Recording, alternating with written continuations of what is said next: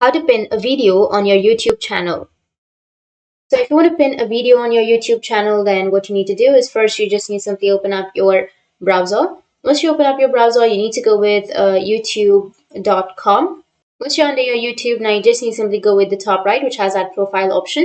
And under profile, go with view your channel, and you'll have this kind of interface. Now go with customize channel section.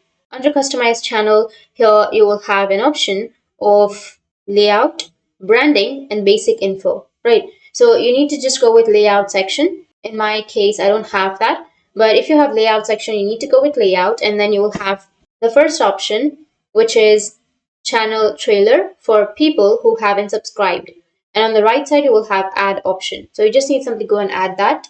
And once you go with add, you need to just select a specific video. It will give you a lot of videos that you have uploaded on your YouTube channel. So select a video. Once you've selected, now if the other person just goes with your channel, then they'll be able to see those videos right on top. So that's it. That's how you can pin a video on your YouTube channel. And if you have any questions, feel free to comment below. Thanks for watching.